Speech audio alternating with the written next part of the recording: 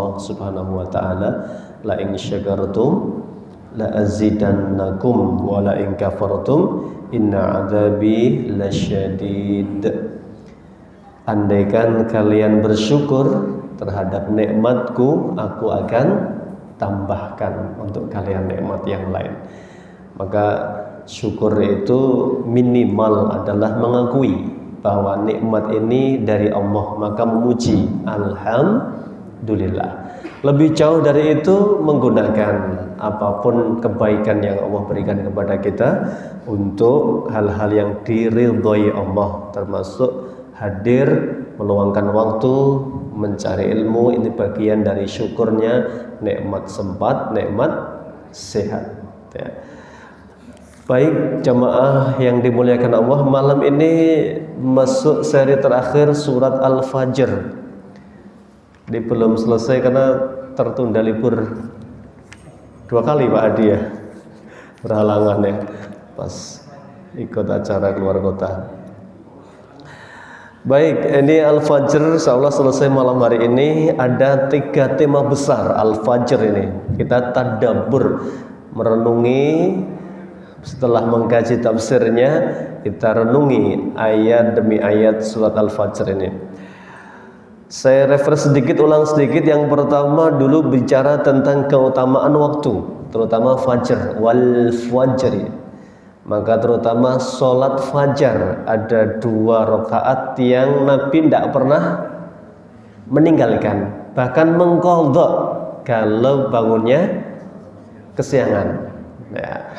Qadha itu hanya boleh bagi yang sudah biasa mengerjakan Pak ya, bukan biasa kesiangan ya, yang biasa mengerjakan ya, ini boleh mengqadha ya. Misalnya jenengan Masya Allah bangunnya jam 3, terus qadarullah sakit ya, malam susah tidur ya, sampai jam 2 mungkin baru bisa angler gitu ya, 14 sudah adzan subuh. Itu boleh nanti diqadha kalau memang ingin mengqadha kayak fajr ya. Kenapa? Ini sudah menjadi hal yang rutin dibiasakan. Itu tentang waktu fajar sudah dibahas. Yang kedua, ayat ini bicara tentang 2 tipe manusia menyikapi rizki, harta. Ada yang membatasi harta, rizki itu hanya berupa harta. Maka dia merasa kalau rizki hartanya banyak, dia merasa Robbi akroman, Allah sayang sama saya ya. Tapi kalau hartanya sedikit, berkurang, bangkrut, menyusut, dia mengatakan Robbi ahanan, Allah menghinakan saya. Padahal rizki bukan itu ya. Kaya miskin itu tidak ada kaitan cinta dan bencinya Allah. Kaya sebagai ujian, miskin juga sebagai ujian ya. Dan Allah Maha tahu ya. Makanya kemarin dibahas ada ayat, ada orang Pak diuji oleh Allah dengan kekurangan harta, dan itu baik bagi diri dan agamanya ya. Makanya ada ayat, walau basatallahu rizqal ibadihi la baghaw fil ardi. Ada kalanya seandainya Allah basalto, itu menghamparkan semua rizkinya, ibaratnya dari berbagai arah Pak, dari atas, bawah, kanan, kiri ya, ini basa Jawane sabetane oke ya. Ya, rezekinya dari berbagai jalur itu ya. Ada orang yang begini ini, kata Allah ini dalam Al-Quran surat Asy-Syura, ada kalanya orang itu kalau diberi harta yang berlimpah Pak, dia kaya raya, mudah semuanya itu, la baghaw fil ardi, dia akan melampaui batas ya. Makanya orang melampaui batas itu banyak kemungkinan. 1, kalla innal insana layatgha, manusia itu akan melampaui batas. Kapan itu? Ar-ra'ahus taghna, ketika dia merasa kaya, dia akan melampaui batas Pak ya. Maka Qarun itu simbol orang kaya yang melampaui batas ya. Itu simbol Pak. Maka ini menjadi bukan sebagai sebuah dalil kemalasan ya, memang saya cocoknya miskin ya. Kalau kaya belum tentu soleh itu. Nah ya, ini gambaran bahwa untuk mengajak Allah itu Allah menyampaikan dengan ilmunya Allah yang sangat luas. Allah tahu yang terbaik untuk siapa? Hambanya itu. Makanya ada kalanya begitu. Walaki yunazzilu biqadari ma yasha, tetapi Allah memberikan takdir itu dengan kehendaknya, dengan ilmunya yang luas. Innahu, sesungguhnya Allah bi'ibadihi, terhadap hambanya, khabirun, itu maha mengetahui, basirun, maha melihat. Nah, berarti yang paling pas itu yang hari ini sedang Allah berikan untuk kita. Itu takdirnya itu. Makanya kalau diberi kemudahan banyak bersyukur, diberi kesulitan banyak bersabar. Nah, kemarin sudah suruh milih ya Pak, jadi syukur kaya, syukur dermawan, atau jadi miskin sabar. Semuanya milih yang pertama kemarin ya, tidak ada pilihan kedua ya. Baik, ini kemarin sudah dibahas perihal standar manusia menilai, maka tidak boleh lagi kita menilai, mengukur harta sebagai ukuran keimanan, kecintaan Allah. Tidak ada kaitannya. Jadi Nabi Sulaiman itu kaya raya bukan karena Allah cinta banget tuh, tidak. Kata beliau, liyabluwani, untuk menguji saya. Nabi Ayub sakit, dulunya kaya raya. Nabi Ayub kan sakitnya bosok sampai semua anggota tubuh kecuali mulut dan hatinya. 18 tahun Pak, bayangkan. Itu Nabi Ayub. Itu Nabi. Itu kalau sudut pandang orang kafir, ini Ayub kena azab ini ya. Dihinakan oleh Allah. Habis kaya raya kena penyakit, kan hartanya habis Pak. Nabi Ayub itu hartanya habis, bahkan anaknya malu, pergi dulu meninggalkan Nabi Ayub, terakhir istrinya. Maka sampai Nabi Ayub kecewa, kamu naik balik tak pukul 100 kali gitu dalam kisah itu ya.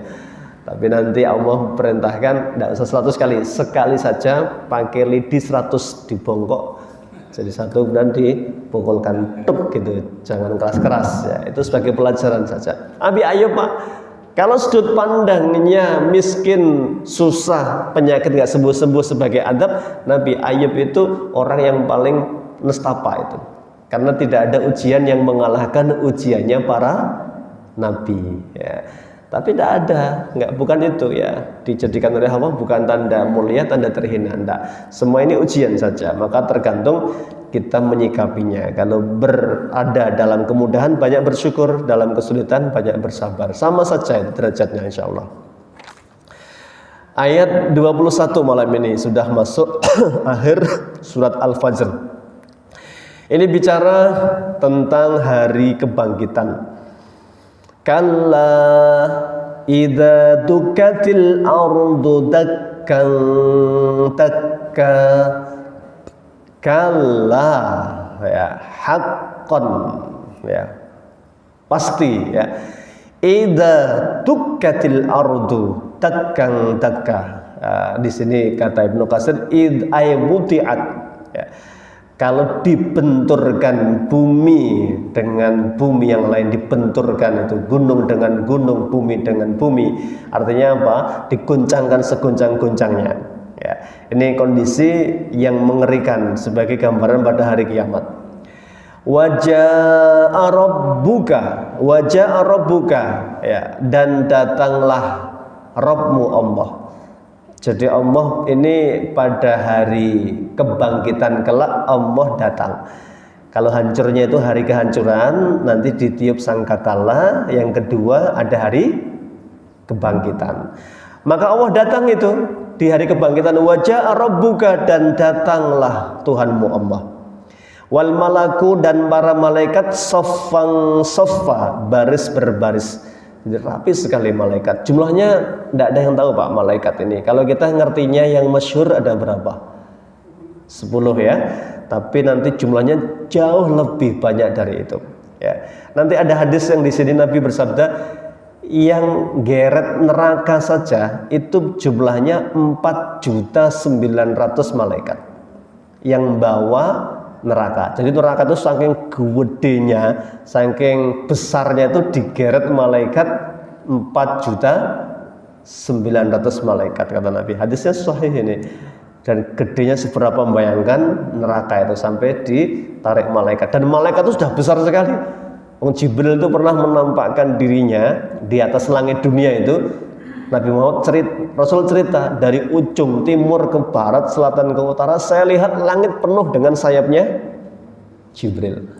Berarti bayangkan dahsyatnya kekuatan malaikat. Wajah Rabbuka, kapan itu Allah datang? Kapan itu? Apa tujuan Allah datang ke mahsyar ketika itu? Yakni li faslil qada' baina khalqihi. Allah datang untuk memberi keputusan kepada semua makhluk-makhluknya di antara mereka. Makanya nanti Allah berkata, Ana malikul yaum. Maka nanti ada ayat yang sudah pernah belum kita kaji ya, Al-Fatihah sudah belum ya? Belum ya? Ada ayat maliki yaumiddin. Apa malik apa malik? Raja. Ad-din hari kebangkitan. Malik yaumiddin, maka Allah berkata, ainal jabbarun, mana penguasa diktator itu? Ainal mutakabbirun, mana penguasa yang sombong itu? Ditantang sama Allah, Pak. Korun, siapa namanya, Fir'aun, Haman, terus Namrud, Abu Jahal, semua raja-raja pernah pemimpin yang sombong itu ditantang sama Allah. Aina ya, ana malikul yaum, hari ini akulah raja di atas semua raja. Maka Allah datang ketika itu, wadzalika ba'dama yatasyafa'una ilaihi bisayyidi waladi Adam ya. Maka itu terjadi setelah peristiwa syafaat. Nah, jadi nanti manusia itu dibangkitkan di padang mahsyar ya Pak. Disebutkan di sini, ketika di padang mahsyar itu digambarkan matahari didekatkan 1 mil. Ada perbedaan pendapat, 1 mil itu ada yang mengatakan mil jarak, ada yang digambarkan seperti celak itu ya. Jadi dekat banget itu ya, di atas kepala. Saat itulah manusia tergantung imannya, amal solehnya. Nggak sesaat, nggak sehari Pak, itu panjang sekali sampai mereka putus asa. Maka orang-orang itu ingin segera lah, maka terjadilah syafaat itu. Nah, makanya syafaat itu salah satu sayangnya Nabi itu, setiap Nabi punya doa mustajab. Semuanya sudah dipakai di dunia kecuali doa mustajabku. Saya akan pakai besok sebagai syafaat untuk umatku. Ya Rasulullah, masya Allah. Ya, Rasul itu saking cintanya itu bahkan ketika masih hidup dan berdakwah itu tidak ingin ada orang itu tidak masuk Islam. Ya, pengennya begitu Rasulullah itu. Makanya sang lembutnya. Makanya nanti ada yang mengatakan Rasul ummi. Apa artinya ummi? Ummi, buta huruf. Ada yang mengatakan ummi itu sifat seperti ibu. Ibu itu kan welas asih ya. Jadi orangnya sangat, makanya ada istilah apa Pak? Kasih ibu sepanjang masa ya. Ya, artinya begitulah kelembutan seorang Rasul ya, lebih mengalahkan kelembutan ibu kepada anak-anaknya. Makanya Rasul ini, masya Allah, ketika punya doa mustajabah nggak dipakai di dunia, besok mau dipakai untuk syafaat. Maka ringkasnya semua orang berbondong-bondong mendatangi Adam. Adam tidak siap, tidak mau, malu Adam karena punya dosa kepada Allah. Apa dosanya Nabi Adam? Pernah mendekati pohon terlarang ya, ini Nabi Adam. Makanya Nabi Adam tidak berani ngasih syafaat. Kemudian suruh datang ke Nabi Nuh. Nabi Nuh sama. Nabi Nuh nggak berani. Kenapa? Beliau pernah ya menganggap tidak sabar ya. Padahal beliau sudah dakwah berapa tahun? 950 tahun ya. Beliau akhirnya berdoa, Rabbi la tadhar 'alal ardi minal kafirina dayyar. Ya Allah, jangan sisakan rumah orang kafir itu tegak berdiri ya, suruh membinasakan semua. Makanya binasa semua itu karena doa Nabi Nuh alaihi salam. Rasulullah juga pernah ditawari sama, ya Rasulullah, Allah menawarkan kalau jenengan mau penduduk Taif yang ngusir jenengan itu bahkan melempari batu, dan jenengan mau gunung di atas gunung di atas kampung Taif itu mau diangkat untuk mengadab kaum Taif ini. Apa kata Rasulullah? Jangan. Innahum qaumun la ya'lamun. Mereka nolak saya itu karena nggak ngerti, nggak yakin kalau saya ini utusan Allah. Saya berharap kalau bapaknya, ibunya hari ini dewasanya menolak Islam, saya berharap kelak Allah berikan hidayah kepada anak-anak cucu mereka. Dan begitulah kesabaran Nabi, Masya Allah, berbuah kebaikan nanti. Makanya nanti sepeninggal Nabi banyak penduduk Taif yang masuk Islam. Itu andaikan didoakan Pak, langsung dikabulkan. Nabi pilih ya memang kandanannya angel diadab wae itu misalnya itu. Kalau sudah diadab ya sudah, tidak ada ceritanya Islam lahir dari negeri Taif ketika itu ya. Nabi Nuh nggak siap, maka datang ke Ibrahim nggak siap, Nabi Isa, sampai Nabi Muhammad akhirnya sujud. Kemudian Allah mengangkat, berkata, irfa' rasaka, angkat kepalamu, tushfa'u, kamu mintalah syafaat, akan diberi syafaat. Maka Rasul SAW memberi syafaat agar umatnya segera diputuskan. Nah, maka beralihlah dari mahsyar kepada mizan, timbangan. Nah, maka nerima semua catatan kita, amalan kita masing-masing ya. Itu peristiwa terjadi, Allah datang untuk memutuskan perkara manusia. Makanya ini ada hal yang dinanti, syafaat. Itu makanya syafaat itu bagi siapa? Ya bagi yang dikehendaki oleh Allah, itu diizinkan itu. Ada ayatnya, man dzalladzi yashfa'u 'indahu illa bi'idnih. Ini yang kubro Pak. Ada yang sugro nanti, yang syafaat yang kecil ya. Itu Allah datang, malaikat berbaris-baris, waji'a yauma idzim bi jahannam, dan didatangkanlah pada hari itu neraka jahanam. Jadi jahanam itu sudah diciptakan Pak, sudah diciptakan. Nabi pernah satu hari majelis di hadapan sahabat banyak, tiba-tiba ada suara kenceng banget, kayak meledak gitu. Nabi ditanya, apa ya Rasulullah? Itu batu besar dijatuhkan ya dari apa ini atasnya neraka ya, sudah ribuan tahun baru jatuh hari ini. Itu sudah bisa bayangkan Pak, dalamnya neraka. Waktu ditibuke bertahun-tahun baru jatuh itu. Bayangkan dalamnya luar biasa. Nabi sendiri mengatakan besok penghuni jahanam itu gede-gede banget. Karena Nabi pernah bersabda, saya melihat seorang di antara kalian yang hadir di majelis ini, gigi gerahamnya segede gunung Uhud. Jadi giginya segede gunung Uhud, menungsone hoha ya Pak. Gede banget itu. Untuk apa? Liyadzukul azab, agar makin luas anggota tubuh yang merasakan apa? Azabnya Allah. Ngeri sekali bayangkan neraka itu. Makanya makanya Allah firmankan di sini, waji'a yauma idzin bi jahannam, hari itu jahanam didatangkan digeret Pak.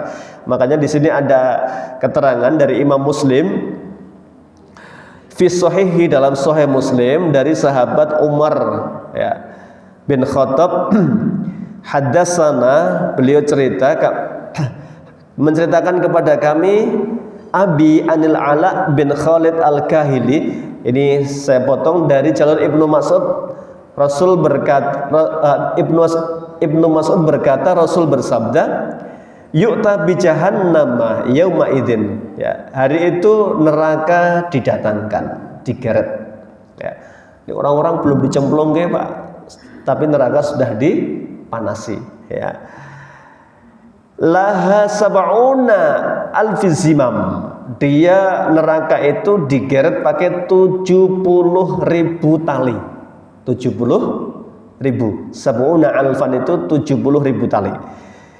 Ma'akulli zimamin sab'una alfi malak. Di setiap talinya dipegang oleh 70.000 malaikat. Makanya tadi saya katakan 70.000 kali 70.000. Berapa Pak? 4.900.000 benar? Yang ahli hitung itu 70.000 kali 70.000 ini. Nggih Pak, 4.900.000 ini. Sebanyak itu malaikat. Itu baru yang geret api, yang geret neraka. Ini untuk bayangkan betapa dahsyatnya sekali, besarnya neraka itu digeret dan dia bergemuruh, suaranya kencang banget. Maka orang-orang itu neraka sudah geram, sudah siap melahap, menunggu ya siapa yang mau dimasukkan ke dalamnya. Ini malaikat digambarkan menarik dengan 4.900.000 tadi kalau nggak salah ya, sebagai sebuah hitungan betapa besarnya jumlah malaikat yang diminta Allah menggeret neraka yang sangat besar itu ya. Maka hari itu semua manusia baru menyesal ya, namanya penyesalan di belakang ya Pak. Kalau di depan apa namanya, pendaftaran ya, penyesalan di belakang pasti. Yauma idzi yatadzakkarul insan. Hari itu manusia pada ingat ya, tapi wa anna lahu dzikra. Tidak ada gunanya ingat pada hari itu, sudah nggak ada gunanya.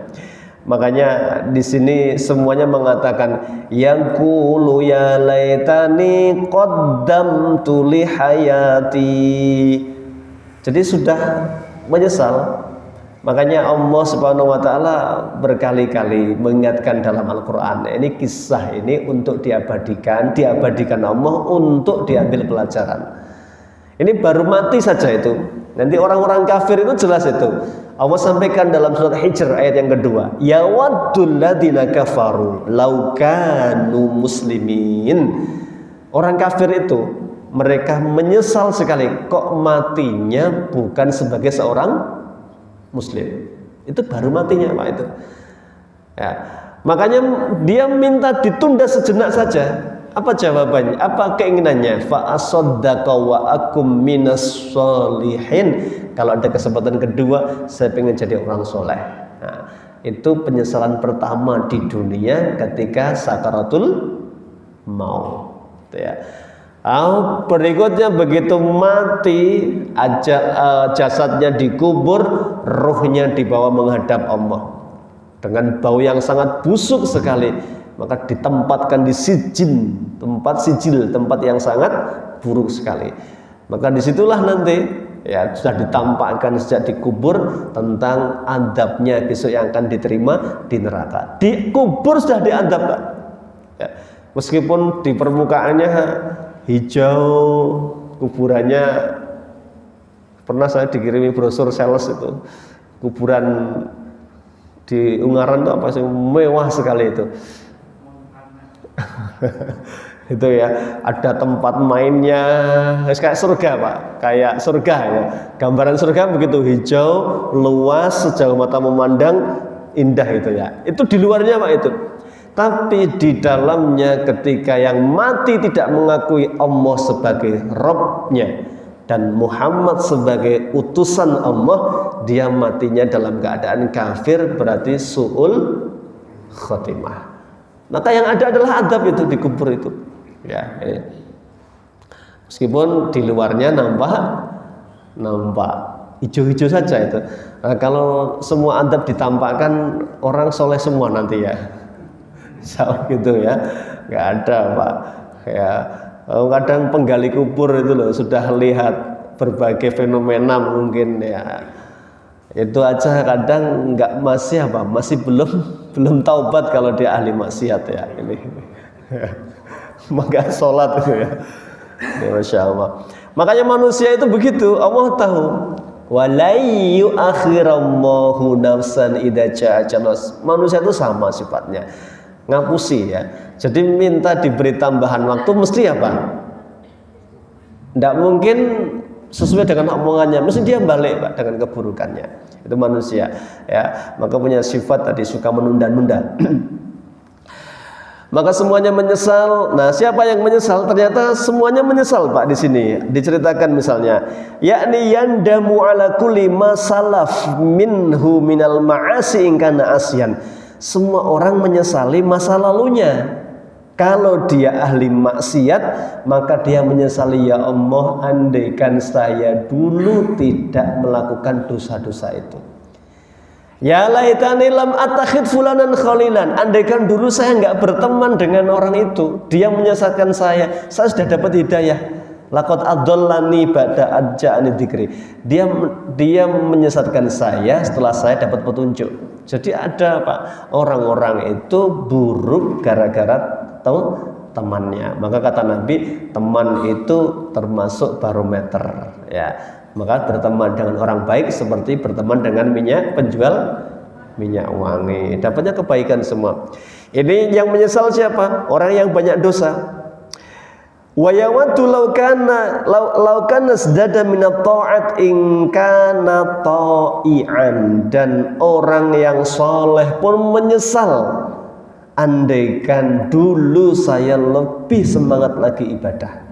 Ya Pak. Ya. Bahkan di sini diceritakan oleh Imam Ahmad bin Hambal. Ya, beliau menceritakan dari sebagian sahabat Nabi SAW. Mereka berkata, "Lau anna abdan kharra ala wajhi min yaumin wulida ila ayyamuta fi ta'atillah." Andaikan ada anak sejak lahir itu Pak, kerjaannya sujud, sholat terus itu sejak lahir sampai matinya, itu pun masih menyesal. Andaikan dulu saya sujudnya lebih panjang lagi. Itu Pak di akhirat itu. Makanya kita diingatkan Nabi 5 hal di dunia ini sebelum datang yang 5. Apa hadisnya itu? Ya, igtanim khamsan qabla khamsin ya. Ya, igtanim khamsan qabla khamsin ya. Manfaatkan yang 5 sebelum datang yang 5 ya. Apa yang pertama? Syababaka qabla harumika, masa muda sebelum masa tua. Gelem mboten Mbah sakniki. Ya, Islam itu memang ngajari tidak perlu melihat ke belakang. Artinya apa? Kita kalau masa lalu itu ya sudah, misalnya belum dapat hidayah, ya dulu berkubang dengan bid'ah, kemaksiatan, khurafat, tahayul, bahkan kemusyrikan, itu masa lalu. Kita taubatan nasuha, tatap masa depan, kata Nabi, wa adbi sayyiatal hasanata tamhuha. Keburukan itu disesali wajib, tapi kita move on ya, melakukan kebaikan itu akan menghapus dosa kita. Syabab, waktu muda. Sihataka qabla sakomika, sehat sebelum sakit ya. Ginaka qabla fakrika, kaya sebelum miskin. Artinya ya, harapannya nggak miskin Pak setelah kaya, tapi roda kadang berputar ya. Makanya mumpung ya, mumpung itu aji mumpung itu bagus ya. Bagus ya. Mumpung cik nom semangat ngibadah ya. Makanya masih muda pergi haji Pak. Ya, yang gadah rezeki itu daripada pergi haji sudah usia berapa? 80, 90 ya, katanya sudah nggak nikmat ya. Ya, nih sempat sebelum sempit, terakhir hidup sebelum mati. Semua kesempatan ini besok pasti disesali. Yang soleh menyesal, kenapa tidak lebih soleh? Ya, apalagi yang maksiat, kenapa dulu saya tidak taat sama Allah, tidak manut sama Nabi itu ya. Itu penyesalannya. Yaqulu ya laitani qaddamtu li hayati.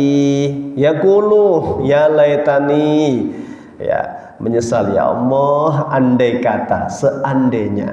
Nah, namanya mengandai-andai Pak, orang sudah kadung itu kan. Seandainya dulu saya baik, seandainya dulu saya nggak ngikut-ngikut orang lain itu, seandainya dulu saya berilmu. Itu menyesal semua ya. Fayauma idzil la yu'adzibu 'adzabahu ahad. Fayauma idzin, pada hari itu, la yu'adzibu, tidak ada yang mengadab, tidak ada yang menyiksa, adzabahu ahadun, sekeras siksaannya Allah. Jadi Allah itu azizun, apa aziz? Maha perkasa. Ya, ada jabbar, maha memaksa. Jadi Allah punya asmaul husna, ya. Allah ini, maka tidak ada yang mengadab, laisa ahadun asyaddu adzaban min ta'dzibillahi, maka tidak ada yang sekeras Allah dalam mengadab. Ya, keras sekali. Bahkan malaikatnya itu, malaikat penjaga neraka itu, alaiha malaikatun ghiladun syidadun, kejam, keras.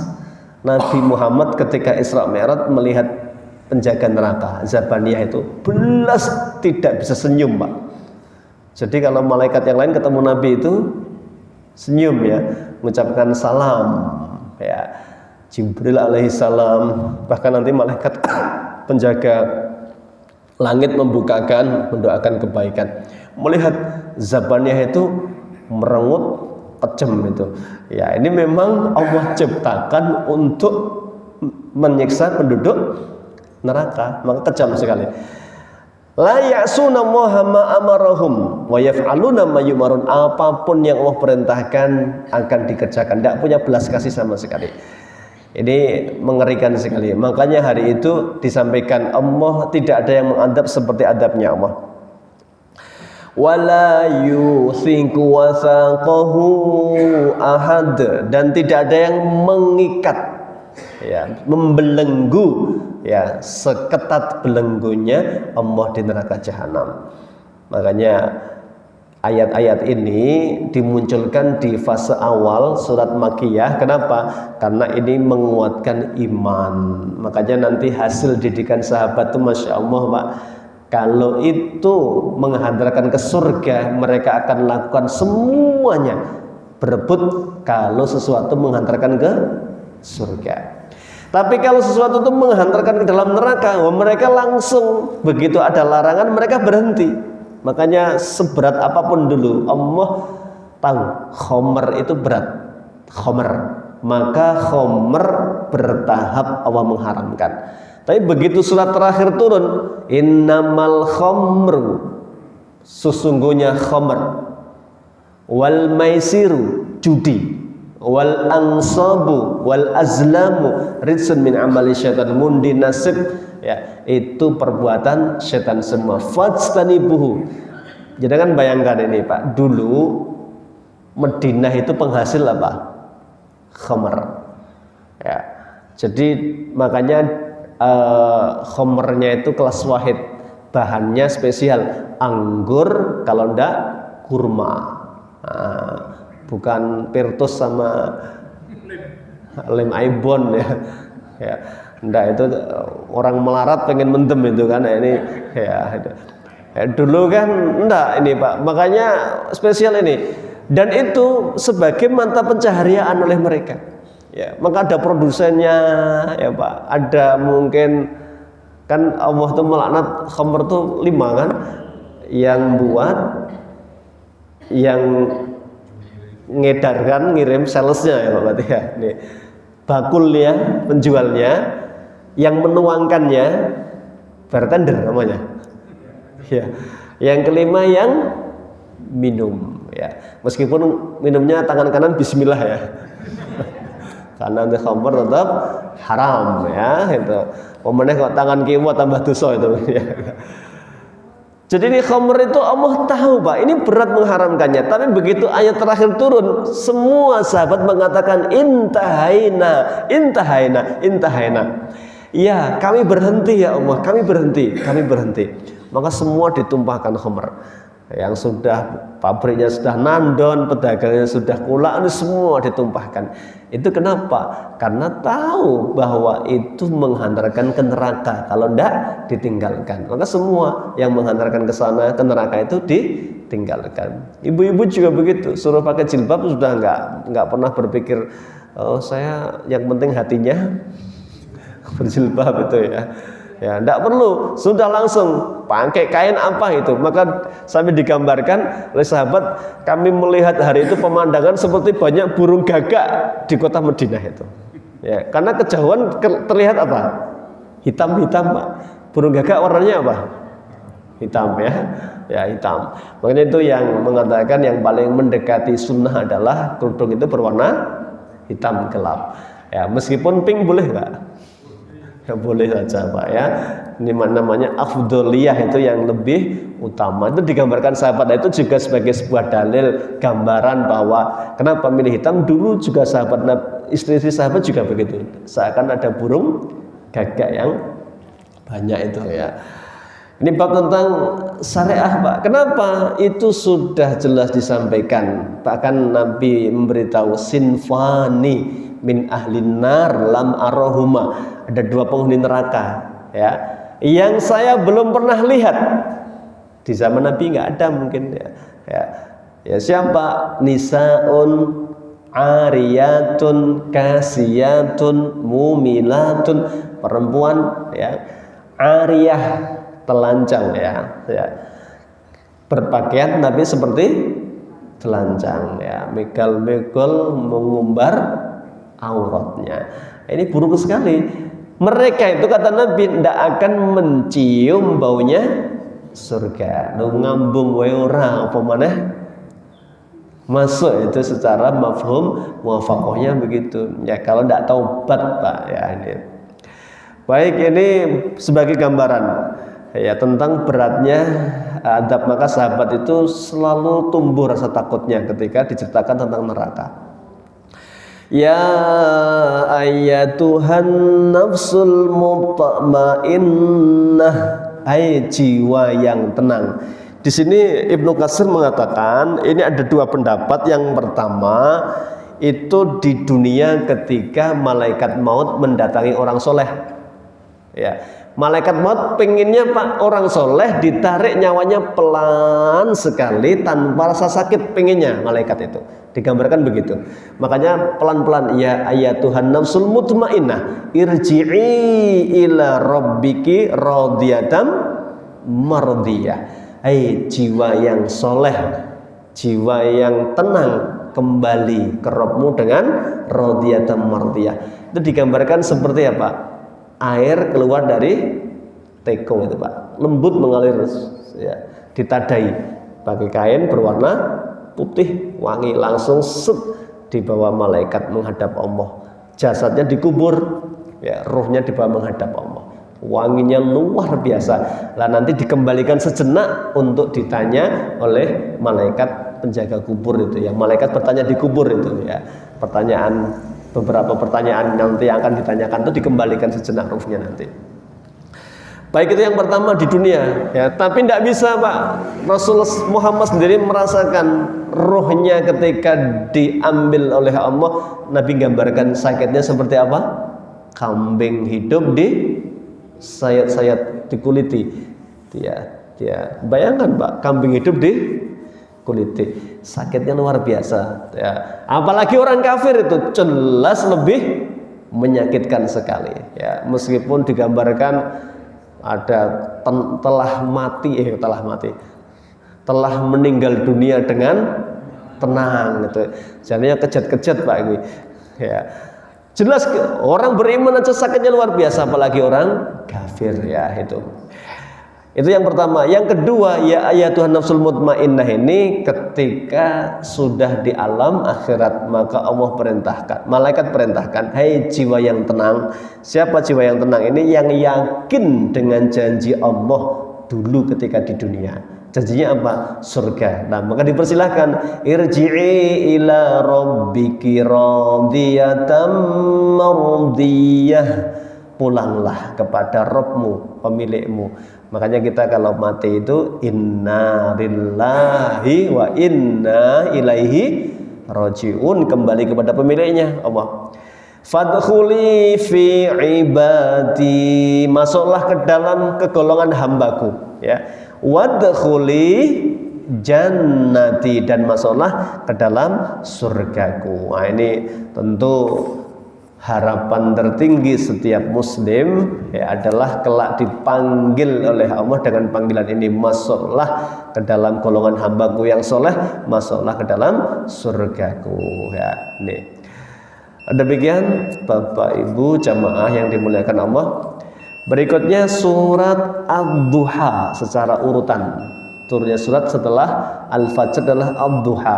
Ad-Duha ini nanti bicara tentang nikmatnya hidayah ya, bahwa Rasul SAW nanti disebut